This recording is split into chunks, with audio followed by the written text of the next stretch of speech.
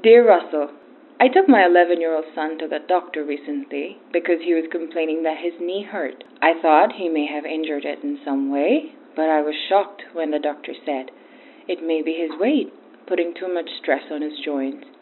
I know he's very overweight, but he likes food, and we are a family that enjoys eating together and for whom food is an important part of who we are. However, I know he needs to lose weight, so how can I help him? Hi, thanks for getting in touch.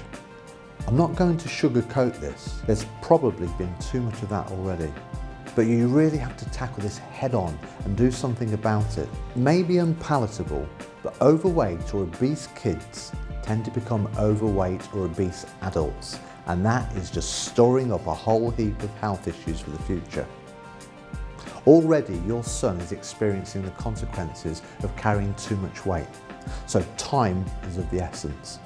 You have to act now and take on the responsibility for helping him to slim down and regain his health. You mentioned that you're a foodie family, and I understand this. Food is often the cement that sticks things together, but I ask you this very simple question. Does that food have to be unhealthy? You can gain just as much enjoyment, talk just as much around the table when eating delicious food made from healthy, fresh cooked ingredients. I suspect that one of the issues you're facing is you've got into poor eating habits as a family, and perhaps as a family you should work hard to change that and show your support for your son in that way. Whether we like it or not, parents are role models. I firmly believe that if you cook and eat healthy food yourselves, your children will by default. They have to. You're in charge of the diet. So take charge and make sure you cut out the junk that is making him fat. This might mean you have to re-educate your son's taste buds.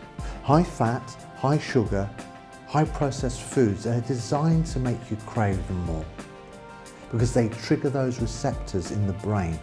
As you say, you're a family that eats together, and that would suggest to me that you're close and discuss things openly. This is a great starting point. By acknowledging the problem together, you can work together to change it. It's important you also discuss the issue with your son and explain that he needs to slim down and become healthier so he can make the most of his life. When you do these things with love and with a positive way, well, they're far more likely to work. And start small. Changing everything in one go is far too overwhelming, so begin to make some healthy swaps.